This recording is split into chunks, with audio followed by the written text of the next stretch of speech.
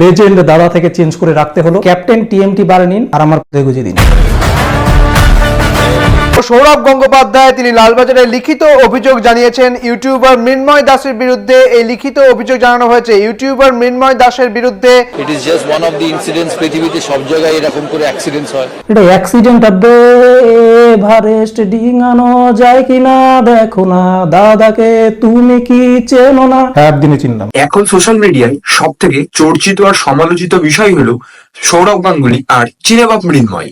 সৌরভ গঙ্গোপাধ্যায় তিনি লালবাজারে লিখিত অভিযোগ জানিয়েছেন ইউটিউবার মৃন্ময় দাসের বিরুদ্ধে। এই লিখিত অভিযোগ জানানো হয়েছে ইউটিউবার মৃন্ময় দাসের বিরুদ্ধে। চলো তোমরা যারা যারা জানো না ব্যাপারটা প্রথম থেকেই হল।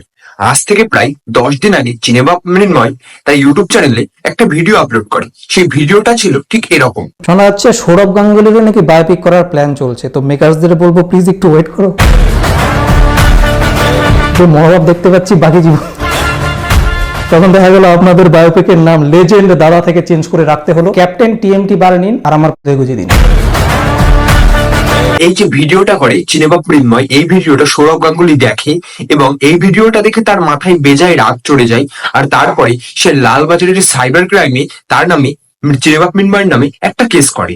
এই লিখিত অভিযোগ জানিয়েছেন সৌরভ গঙ্গোপাধ্যায়, যেখানে এই মৃন্ময় দাস ইউটিউবার সিনেবাপ এই মৃন্ময় দাসই সৌরভ গঙ্গোপাধ্যায়কে কথা বলেছেন এমনটা জানা যাচ্ছে। লালবাজারে লিখিত অভিযোগ মহারাজের। চলো প্রথমে তোমাদের দেখায় সৌরভ গাঙ্গুলি যে বলেছিল যে এটা পশ্চিমবঙ্গের মতো একটা জায়গা, মানে এটা একটা নর্মাল বিষয়, রেপ একটা নর্মাল বিষয়। সো এখানে এটা মানে ঘটতেই পারে। সো এটা নিয়ে এত মাতামাতি করার দরকার নেই, এটা একটা নর্মাল বিষয়, এরকম একটা কথা সৌরভ গাঙ্গুলি বলে। It is just one of the incidents, পৃথিবীতে সব জায়গায় এরকম করে অ্যাক্সিডেন্টস হয়। এটা অ্যাক্সিডেন্ট আবে এভারেস্ট ডিঙানো যায় কিনা দেখো না, দাদাকে তুমি কি চেনো না? একদিনে চিনলাম। এইবার সবাই এখন চিনেবাপকে সাপোর্ট করছে, সবাই বলতে চাইছে চিনেবাপ যেটা বলেছে সেটা সঠিক বলেছে। কারণ মানে এই কথাটা সৌরভ গাঙ্গুলি বলে একদমই ঠিক করেনি। কারণ সৌরভ গাঙ্গুলিকে সবাই আমরা মন থেকে ভালোবাসতাম। সো এই কথাটার পরে সবাই যেন একটা ধিক্কার টাইপের জানাচ্ছে। সো এটা সৌরভ গাঙ্গুলির মুখ থেকে কখনো এক্সপেক্ট করেনি এই কথাটা। সো তার জন্য চিনেবাপ মৃন্ময় এই ভিডিওটা বানায় আর তার পরিপ্রেক্ষিতে এই ঘটনাটা ঘটে। ইউটিউবারের বিরুদ্ধে সাইবার ক্রাইমে মহারাজ মৃন্ময় দাস নামে একজন ইউটিউবারের বিরুদ্ধে অভিযোগ দায়ের। মৃন্ময় দাস নামে ইউটিউবারের বিরুদ্ধে এই অভিযোগ, লালবাজারে লিখিত অভিযোগ উত্তেজিত সৌরভের। তুমি যদি পশ্চিমবাংলায় জন্মে চটি চাটতে না পারো তাহলে তোমাকে জেলে যেতে হবে। তুমি পশ্চিমবাংলায় দাঁড়িয়ে যদি প্রতিবাদ করো তাহলে তোমাকে জেলে যেতে হবে। পশ্চিমবাংলায় জন্মিয়ে তুমি যদি সত্যি কথা বলো তাহলে তোমাকে জেলে যেতে হবে। লালবাজারে লিখিত অভিযোগ উত্তেজিত সৌরভ গঙ্গোপাধ্যায়ের ইউটিউবারের বিরুদ্ধে সাইবার ক্রাইমে মহারাজ। চলো এবার ব্যাপারটা তোমাদেরকে একটু বুঝিয়ে বলি। সো চলো এটা আমার বলা যায় এটা পার্সোনাল ওপিনিয়ন, সো সেই হিসাবে বলি। সো সৌরভ গাঙ্গুলি যখন মানে কলকাতায় যে কেসটা হয়েছিল সেটা সবাই আশা করি তোমরা জানো। এবার সৌরভ গাঙ্গুলি ওই ঘটনার পরিপ্রেক্ষিতে যে কথাটা বলেছিল যেটা একটা নর্মাল ইনসিডেন্ট, সো এই যে কথাটা বলেছিল, সো আমি মনে করি সৌরভ গাঙ্গুলি মানে তোমরা যেভাবে ভাবছো, সো আমার মনে হয় সৌরভ গাঙ্গুলি সেইভাবে কথাটা বলতে চাইনি। এবার সৌরভ গাঙ্গুলি কথাটা বলে ফেলেছে। তোমরা বলবে দাদা তুমি কি সৌরভ গাঙ্গুলিকে সাপোর্ট করছো, এই কথাটা তো বলেছে। সো আমি কিন্তু সৌরভ গাঙ্গুলিকে একদম সাপোর্ট করছি না। সৌরভ গাঙ্গুলি বোঝাতে চেয়েছে হয়তো এটা যে পৃথিবীর মানে কোন এক ধরো যে এই ঘটনাটা ঘটেছে কোনো একদিন কোনো এক জায়গায়, এই ঘটনা কিন্তু ঘটতেই আছে।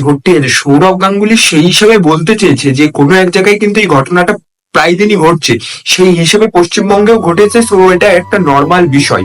সো এটা দেখো মানে সারা পৃথিবীর লোক তো আর জানে না যে পশ্চিমবঙ্গে এমন একটা ঘটনা ঘটেছে। সো সবাই কিন্তু জানে না, হয়তো ইন্ডিয়ান লোকেরা জানে বাট অন্য কোথাও তেমন কেউ কিন্তু জানে না। সেই হিসাবে হয়তো সৌরভ গাঙ্গুলি বলতে চেয়েছে। এটাও হতে পারে যে আমাদের বুঝতে ভুল হচ্ছে, সৌরভ গাঙ্গুলি যেভাবে বোঝাতে চেয়েছিল। সো এটাও হতে পারে।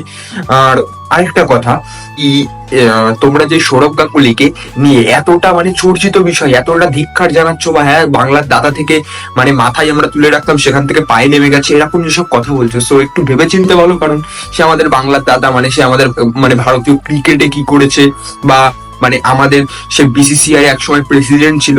মানে যারা যারা বলছো না একটা কথা মাথায় রেখে বলো যে ওই জায়গাটায় যাওয়ার কিন্তু তোমার কিন্তু এখনো অকাত নেই, তোমার কিন্তু এখনো সাধ্য নেই। সো কাউকে ছোট করার আগে নিচে কোথায় আছো সেটা অবশ্যই ভেবে বলা উচিত।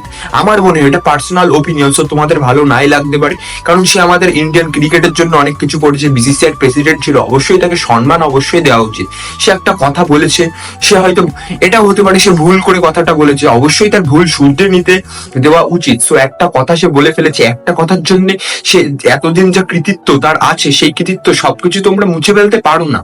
আর সেকেন্ড আরেকটা কথা বলছি, কথাটা হলো এই যে মৃন্ময় দাসের বিরুদ্ধে যে সৌরভ গাঙ্গুলি সাইবার ক্রাইমে গিয়ে যে কেসটা করেছে, এই কেসটা আমি দাদার পুরো বিপক্ষে আছি। কারণ মানে তুমি এত বড় একটা, বলা যায় সৌরভ গাঙ্গুলি একটা সেলিব্রিটি, এই সেলিব্রিটির মানে ভিতরে যদি কেউ তোমার নামে কেউ সমালোচনা করতেই পারে, কারণ তোমার 100 জন, আমি কথার কথা ধরছি, তোমার 100 জন লাভার্স আছে, 100 জন লাভার্স, এবার 100 জন লাভার্সের ভিতরে তোমার একজন তো হেটার্স থাকবেই। আমি মৃন্ময় দাসকে হেটার্স বলছি না, মৃন্ময় দাস প্রতিবাদ করতেছে, ও সে করতেই পারে, সেটা তার নাগরিক হিসেবে সে যা বলেছে তার সেই মন্তব্য করা, সেটা ইন্ডিয়ার নাগরিক হিসেবে অধিকার আছে। সো আমি বলছি যে সে এরকম মানে প্রতিবাদ জানিয়েছে, তাই বলে তুমি এরকম মানে সাইবার ক্রাইমে গিয়ে তার নামে কেস করবে ভাই, এটা মানে আশা করিনি। সো এটা আমার খারাপ লেগেছে, সো এটা আশা করি না, এটা নিজে থেকে আমি ধিক্কার জানাই। সো বেসিক্যালি জানি না তোমাদের আমি কতটা কি বোঝাতে পেরেছি ব্যাপারটা।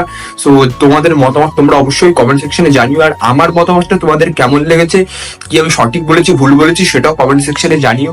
আর এই যে এখন দেখি কেসটা কত দূর কি যায়, সো অবশ্যই আমার চ্যানেলটা সাবস্ক্রাইব করে পাশে থাকো ভাইয়ের, কারণ তোমাদের একটু সাপোর্ট ভাইকে ভিডিও বানানোর জন্য অনেকটা মোটিভেট করে। Keep support and do subscribe. চলো তোমাদের সাথে দেখা হচ্ছে কাল দুপুর 2টো বা 2:30 সময়, ততক্ষণ নিজের খেয়াল রাখো, সুস্থ থাকো, আর এই ভাইয়ের ভিডিও দেখতে থাকো। Tata guys, tata.